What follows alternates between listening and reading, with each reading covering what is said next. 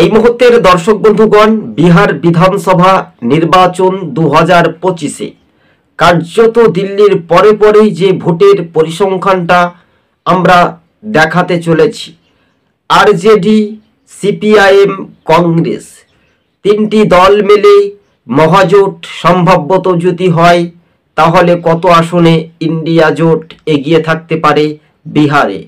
অন্যদিকে বিজেপির জোট সরাসরি এনডিএ সঙ্গে সরাসরি যিনি নীতিশ কুমার, সেখানেই মেন একটা ফ্যাক্টর হতে পারে কি তাদের বিজেপি জোট কত আসন এগিয়ে থাকতে পারে, এমনটাই সম্ভবত বলছে রাজনৈতিক মহল।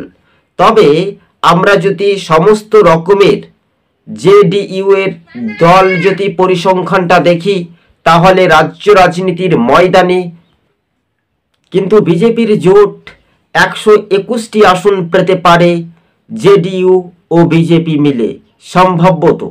অন্যদিকে কংগ্রেস, সিপিআইএম তাদের জোট, আরজেডি জোট, কংগ্রেস জোট পেতে পারে 122টি আসন, যা বড় ফ্যাক্টর। আবার ঘুরিয়ে দেখা যাচ্ছে যে নীতিশ কুমারের হাতেই বিহারের মসনদ কি ক্ষমতায় থাকবে। সব কিছু তথ্য বিশ্লেষণ করে আপনাদের সঙ্গে পার্ট 1 পার্ট 2 করে আমরা তুলে ধরছি সবুজবঙ্গ নিউজ। কেননা বাস্তবে 243 আসনের মধ্যে ম্যাজিক ফিগার 122টি আসন পেতে হবে কার্যত রাজনৈতিক ময়দানে।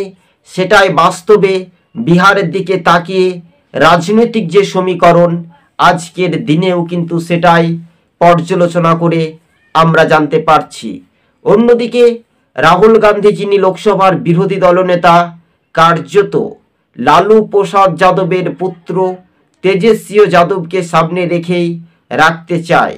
অন্যদিকে পাল্টা চ্যালেঞ্জ দিচ্ছেন লালুর পুত্র যে এই রাজ্যের শাসক দল তৃণমূল যখন কথা বলে তখন তিনি কংগ্রেস